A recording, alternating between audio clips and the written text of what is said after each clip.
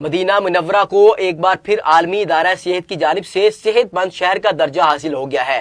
مدینہ منورہ کو WHO کے 80 سے زائد معیار کامیابی سے مکمل کیے، جس پر شہر کو صحت مند شہر کی سند جاری کی گئی۔ مدینہ کے گورنر شہزادہ سلمان بن سلطان نے سعودی وزیر صحت سے یہ تصدیقی سند وصول کی۔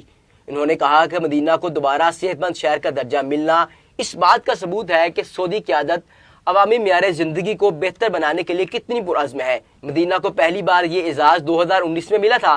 اس پر طائف، تبوک سمیت 14 دیگر سعودی شہروں کو بھی صحت مند شہروں کی فہرست میں شامل کیا گیا ہے۔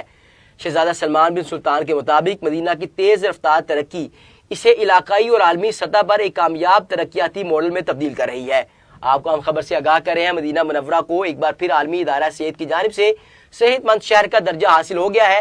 مدینہ منورہ نے WHO کے 80 سے زائد معیار کامیابی سے مکمل کیے، جس پر شہر کو صحت مند شہر کی سند جاری کی گئی۔ مدینہ کے گورنر شہزادہ سلمان بن سلطان نے سعودی وزیر صحت سے یہ تصدیقی سند وصول کی۔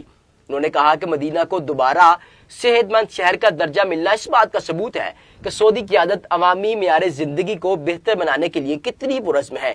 مدینہ کو پہلی بار یہ اعزاز 2019 میں ملا تھا۔ اس پر طائف، تبوک سمیت 14 دیگر سعودی شہروں کو بھی صحت مند شہروں کی فہرست میں شامل کیا گیا ہے۔